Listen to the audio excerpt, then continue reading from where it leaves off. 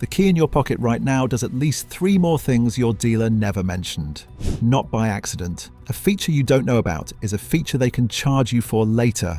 Comfort features, emergency features, money-saving features, or a combination of these. I'm walking you through 7 of them on cars people are driving today, older ones included, plus the one check that finds every hidden feature on your exact car in about 2 minutes. We start with the easy features and move to the more advanced ones later in this video. Let's start with the one that is possible for more cars than you think. You walk out to your car after it's been sat in the sun all afternoon, and the inside is an oven. Most people open the door and stand there fanning it out. Here's what your key can probably do instead. Hold the unlock button down, not a tap, proper 3 to 5 second press, and on a huge number of cars every window drops at once. Some even crack the sunroof. It's built into fobs from Ford, Toyota, Honda, Volkswagen, Hyundai, Kia, and plenty of the German badges too. Engineers put it there to vent a hot cabin before you get in, and it costs the manufacturer almost nothing because the window motors and the remote signal are already there. It's just a line of code saying, when this button's held, drop the glass. Free feature, sat in your key the entire time you were sweating. Most people think a key fob only locks and unlocks the doors. What's actually happening is that the same chip is talking to the whole car, and rolling the windows down is just one conversation the dealer never bothered introducing you to. Here's the one that saves your interior. If the windows can go down from the key, can they go back up? On most of those same cars, yes. Hold the lock button for 3 to 5 seconds, and every window rolls up, sunroof included. Picture it, typically British, you parked, nipped into a shop, left the windows cracked, and the heavens open. You don't run back and climb in soaked. You hold lock, the motors run, the glass seals shut. I've heard of people paying to have water-damaged carpets dried out and the mildew treated afterwards, a car that never quite smells right again, or to avoid a button they were holding the whole time. And here's the catch. Both of these are often a single setting, away from being switched off entirely. Some cars ship with them buried and disabled from the factory, which means owners who tried it once, got nothing, and decided their car doesn't have it, might simply be wrong. Look deeper into the settings of your car and look at the possibilities there, but comfort is the small stuff. Here's the feature that keeps you from calling a recovery truck. Your fob has a battery inside it, usually a coin cell, a CR232, a couple of quid from any supermarket. One day, with no warning, it dies. You press the start button on your keyless car and nothing happens. Most drivers assume the car itself is broken, call for recovery, and wait. Here's what's actually built in for that exact moment. Almost every keyless car has a hidden backup, a spot named in your manual where you touch the dead fob to the car and it reads the chip through a short-range signal that needs no battery at all. On plenty of cars, you hold the fob flat against the start button itself. On others, there's a marked pocket near the console.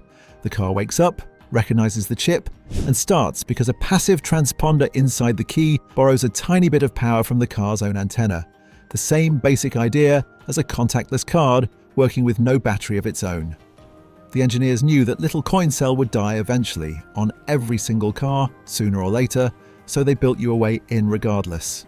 The dealer just never walks you through the emergency you haven't had yet, because there's nothing to sell you in that conversation, only something to save you. But that only helps if the car still has power. So what happens when the 12-volt battery is flat and the doors won't even unlock?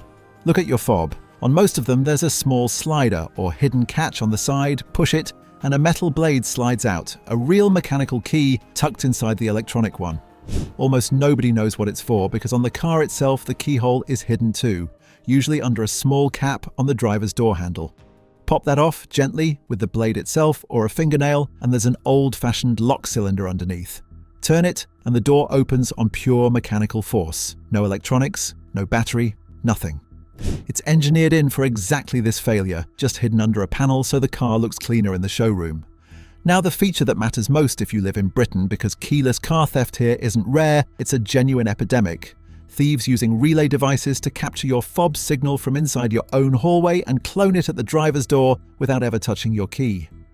What almost nobody knows is that a lot of keyless fobs have a hidden way to fight back. Some newer fobs, including several Ford models, now go into sleep mode automatically after around 40 seconds of sitting still, using a motion sensor to stop broadcasting. But on plenty of other cars, you can force this yourself. Buried in the car's own settings menu under something like vehicle settings or locks, there's often a toggle to switch off passive keyless entry entirely, so the fob only works when you actually press a button. It won't show up on a test drive, and no salesperson is going to walk you through disabling the very feature they just sold you as premium. But for the price of remembering one settings menu, you close the exact gap that's cost other owners their car overnight.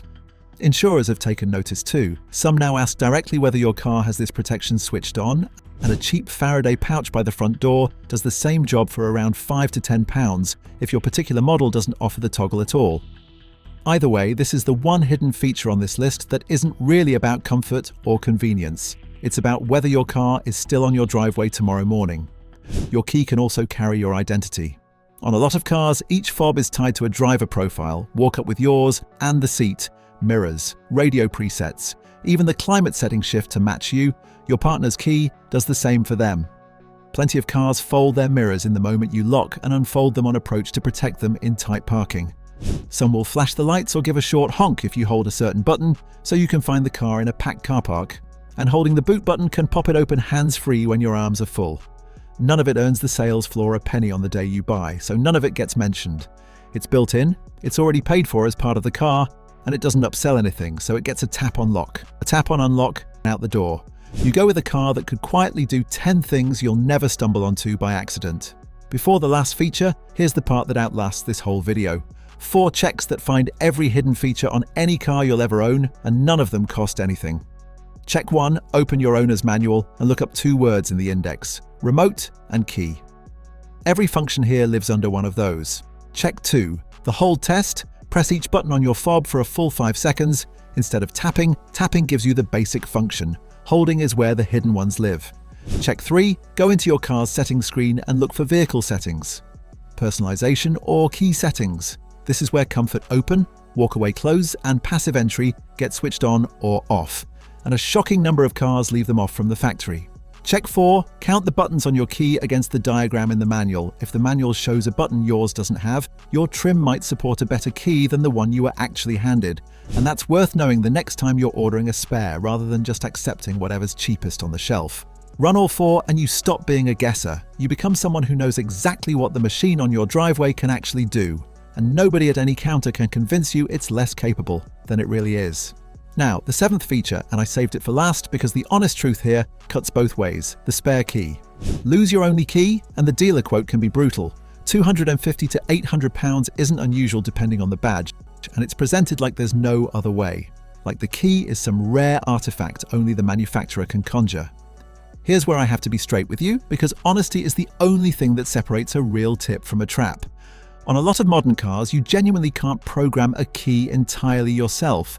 An encrypted rolling code specifically stops a thief cloning it in a car park, and that security is good for you.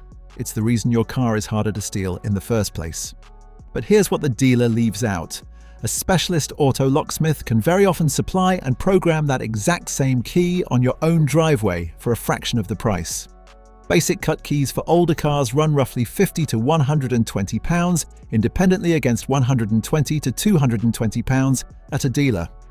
Chip transponder keys come in around £120 to £180 through a locksmith against a dealer's £180 to £250. And full smart proximity fobs, the expensive end, commonly run £160 to £300 independently versus £350 or considerably more at the showroom, sometimes less than half, once you add in the dealer's habit of also ordering the blank in from the manufacturer and leaving you without a car for a week or 2 while you wait. The honest verdict: get a second key cut while you still have the first one and real leverage, not after you're standing outside your own car with none and a locksmith's number you've never needed until now. Here's one thing to do this week: no shop, no tools.